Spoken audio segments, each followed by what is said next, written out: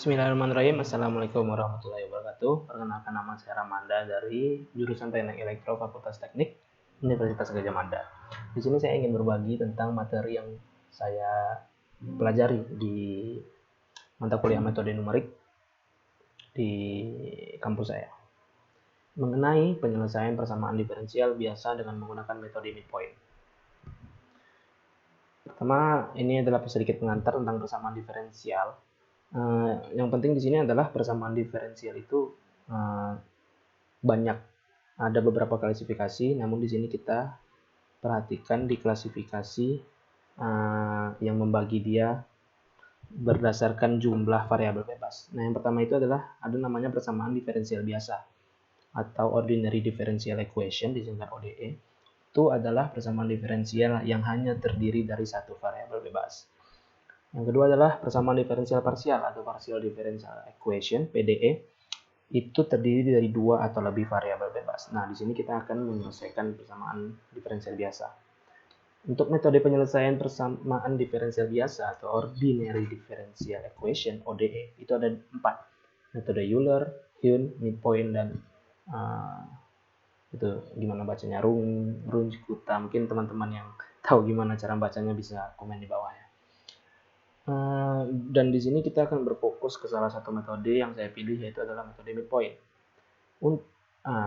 Ini adalah jadi metode midpoint dan metode Huhn itu adalah pensempurnaan dari metode Euler. Maka dari itu kita harus paham bagaimana metode Euler menyelesaikan persamaan diferensial. Nah, pada metode Euler itu seperti ini. Kita punya persamaan ini garisnya.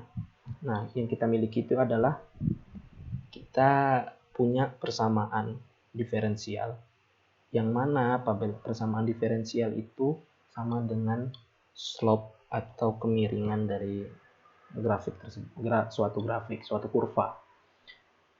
Nah, untuk menyelesaikan ini dengan metode Euler, tujuannya adalah, pertama kita tujuan dulu adalah menemukan titik ini. Nah, anggap ini titik yang ingin kita temukan. Ini berapa nilainya? Yang kita miliki adalah persamaan untuk mencari kemiringan dan titik awal. Nah, kita punya nih titik awal. Kita ketahui ini XI-nya berapa. Ini terletak di X berapa dan Y berapa kita itu punya. Dan kita punya persamaan diferensialnya. Maka ketika kita masukkan nilai X dan Y, kita tahu kemiringannya berapa. Ini kita tahu kemiringannya berapa, garis merah ini. Kita bisa tahu berapa nilai Y pada X tertentu. Nah, maka ketika kemiringan ini sampai ke X tertentu, itulah Y yang kita dapatkan dengan metode Euler. Tentu saja ada yang namanya error. Namun itulah salah satu pendekatan bagaimana cara menemukan Y dengan metode Euler, yang mana metode ini menjadi dasar dari metode-metode lainnya, termasuk dengan metode yang ingin saya jelaskan dan akan kita cobakan nanti penyelesaiannya, yaitu metode midpoint. Metode midpoint ini sebenarnya sangat mirip sekali dengan metode Euler, hanya saja dia mengerjakannya 2 kali. Nah, kalau pada metode Euler tadi, kita udah dapat slope langsung ke X yang ingin X yang sudah kita tentukan untuk kita ketahui Y-nya. Namun kalau di metode midpoint itu 2 kali. Di sini Y yang ingin kita ketahui, kita ambil titik tengah dulu. Nah, kita cari dulu berapa Y-nya di sini. Ketika kita sudah dapat Y-nya, kita cari lagi kemiringannya. Nah, maka kita akan 2 kali jalan ke sini dulu, baru ke sini. Nah, maka bisa kita lihat hasilnya lebih sedikit ini errornya, lebih kecil errornya, karena pengerjaannya 2 kali. Cari yang tengah dulu. Ini kita punya slope di titik awal, lalu kita ekstrapolasi ke titik tengah, kita dapat titik tengahnya berapa, lalu kita cari berapa kemiringan di titik tengah tersebut, baru kita gunakan itu untuk memprediksi titik akhir yang ingin kita ketahui. Oke, kita langsung saja ke contoh aplikasinya, contoh soal. Gunakanlah metode midpoint untuk menghitung nilai Y pada X sama dengan 4 jika dx per dy sama dengan X tambah Y, dengan nilai awal Y sama dengan 1 dan X sama dengan 0. Nilai eksaknya sama dengan 2 Y pangkat X kurang X dikurang 1. Nah, oke, di sini bisa kita lihat. Pertama kita tulis dulu di sini ya, persamaannya itu persamaan dx per dy-nya tadi. Untuk mengetahui kemiringannya, yaitu Y tambah X, atau X sama Y. Nah, pada tadi di sini sudah kita lihat ini rumusnya. Kita salin dulu di sini Y prediktor. Y prediktor ini adalah Y titik tengah. Sedangkan Y korektor adalah Y akhir kita. Kita sebut saja Y prediktor dan Y korektor. Nah, di soal tadi kita ingin mengetahui Y di titik X sama dengan 4. Dan ini titik awal yang diberikan di soal juga X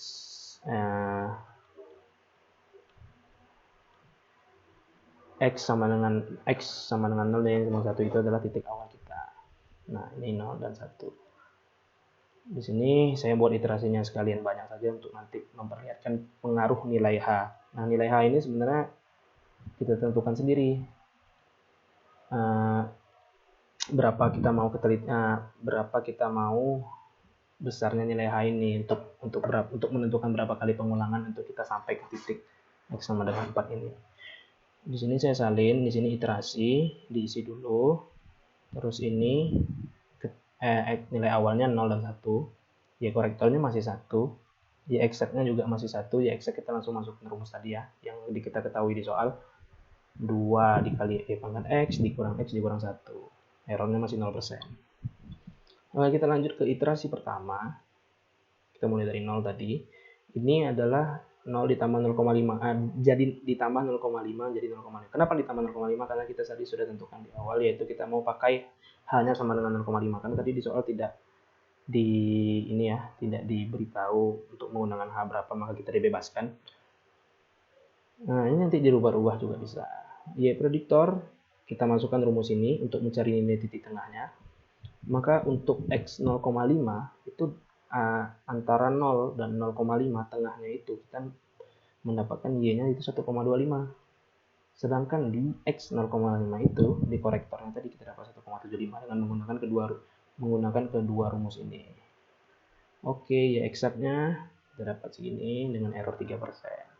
Terus iterasi terus dan kita temukan di sini ketika X sama dengan 4 kita mendapatkan Y dengan menggunakan metode midpoint itu adalah 92,24, sedangkan eksaknya adalah 104 dengan error 11%. Bagaimana kalau kita rubah H-nya? Misal kita gunakan H-nya itu 0,3. Kita gunakan hanya 0,3, maka kita membutuhkan di sini ya, di antara 39 dan 4,2. Nggak usah 0,3 deh, 0,2. Maka kita membutuhkan 20 kali iterasi untuk menemukan nilai Y di X sama dengan 4. Namun, errornya sangat kecil, 2%, 101 dan 104. Itu sangat kecil sekali. Maka dapat kita simpulkan semakin kecil H ini, atau semakin banyak iterasi yang kita lakukan untuk mencapai X sama dengan 4, maka akan semakin kecil pula dan akan semakin teliti pula jawaban yang kita temukan dengan menggunakan midpoint. Namun, yaitu kita memerlukan 20 kali iterasi. Itulah pengaruh H di sini. Oke, mungkin sekian. Mungkin satu lagi, boleh kita coba 0,1. Ini tadi 2%. Ketika 0,1, hanya 1%. Butuh 40 kali pengulangan. Apabila ini kita buat jaraknya itu hanya sama dengan 1, hanya 4 kali pengulangan, errornya sangat besar, sekitar 30%. Baiklah, sekian sedikit saja penjelasan singkat untuk mengerjakan persamaan diferensial biasa dengan menggunakan metode midpoint. Apabila ada salah, saya mohon maaf. Assalamualaikum warahmatullahi wabarakatuh.